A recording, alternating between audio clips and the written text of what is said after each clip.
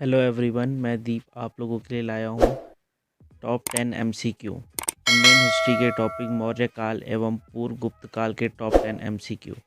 सो चलिए शुरू करते हैं। पहला प्रश्न हमारे सामने है, पुष्यमित्र शुंग मौर्य सम्राट वृद्धर्थ की राजकीय सेना में किस पद पर आसीन था? तो हमारे पास चार ऑप्शन है, सेनापति, प्रधानमंत्री, गवर्नर या इनमें से कोई नहीं। तो इसका सही आंसर है सेनापति। पढ़ते हैं अगले प्रश्न की ओर। अगला प्रश्न है, कांडव वंश का संस्थापक कौन था? तो हमारे पास चार ऑप्शन है, वासुदेव, भूमिमित्र, नारायण या सुशर्मा। तो इसका सही आंसर है वासुदेव। बढ़ते हैं अगले प्रश्न की ओर। सातवाहन वंश का संस्थापक कौन था?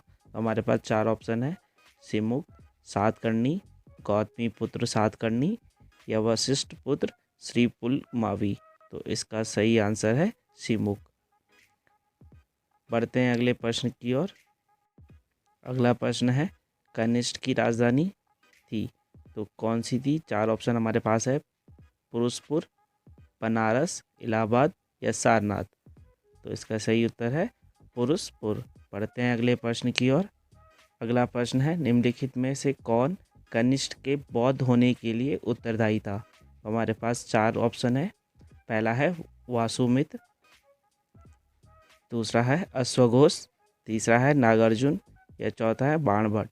तो इसका सही आंसर है अश्वघोष। पढ़ते हैं अगले प्रश्न की ओर।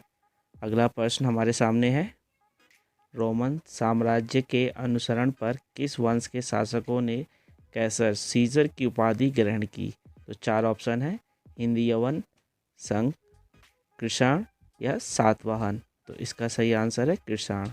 बढ़ते हैं अगले प्रश्न की ओर।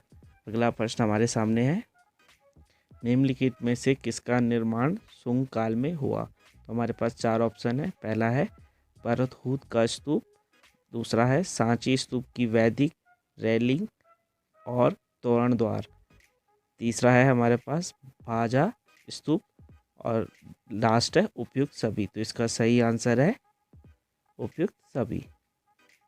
पढ़ते हैं अगले प्रश्न की ओर।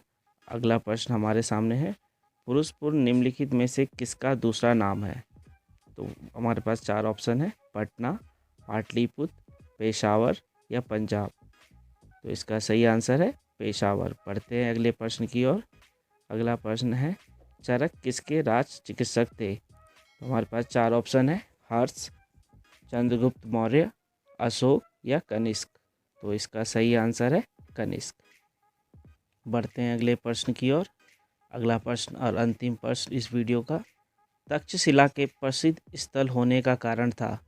हमारे पास चार ऑप्शन है, प्राचीन वैदिक का, मौर्यकालीन कला, गांधार कला या गुप्त कला।